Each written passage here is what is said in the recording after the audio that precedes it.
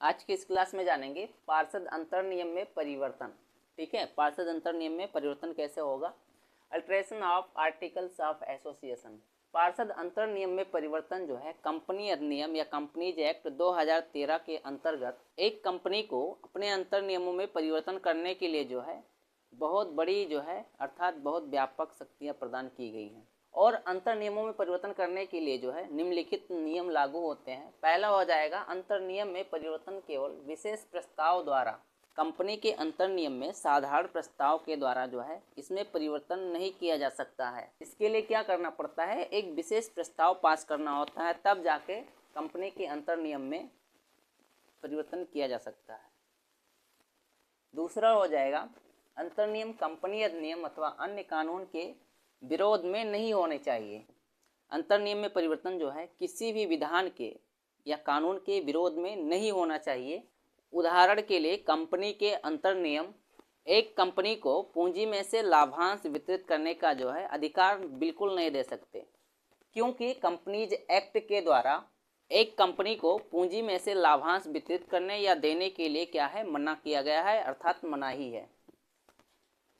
तीसरा हो जाएगा, परिवर्तन पार्षद सीमा नियम के विरोध में नहीं होने चाहिए। अंतर नियम जो है पार्षद सीमा नियम के क्या होते हैं, अधीन होते हैं, और ऐसी स्थिति में वह जो है पार्षद सीमा नियम का उल्लंघन नहीं कर सकते। एक कंपनी जो है अपने अंतर नियमों में अपने आप को या अधिकार नहीं दे सकती है जिसके द्वारा जो है ऐसा कोई कार्य किया जाए जो सीमा पार्षद नियम द्वारा जो है अधिकृत ना हो। चौथा हो जाएगा, परिवर्तन अवैध नहीं होना चाहिए। देखो, अंतर नियमों में इस प्रकार का कोई परिवर्तन नहीं किया जा सकता है जिससे जो है कंपनी को कोई अवैध कार्य करने का अधिकार दिया जाए। उदाहरण के लिए या एग्जाम्पल के लिए, एक कंपनी जो है अपने अंतर नियमों में लॉटरी चलाने के लिए परिवर्तन बिल्कुल नहीं कर सकती है। पांचवा नंबर हो जाएगा, परिवर्तन केवल केंद्र सरकार की अनुमति से। कुछ मामलों में अंतर नियमों में परिवर्तन जो है केवल उस दशा में प्रभावी होगा जब इसे केंद्र सरकार ने अनुमोदित कर दिया हो।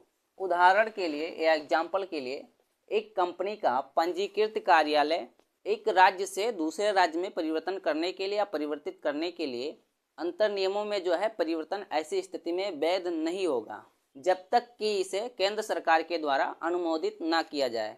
6 नंबर हो जाएगा, परिवर्तन अतिरिक्त अंश खरीदने के लिए विवश नहीं कर सकते।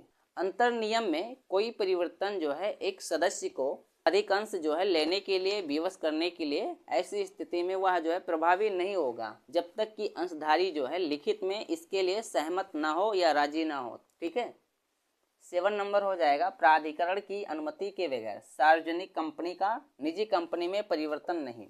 एक सार्वजनिक कंपनी को निजी कंपनी में बदलने के लिए प्राधिकरण की जो है अनुमति लेना आवश्यक होता है।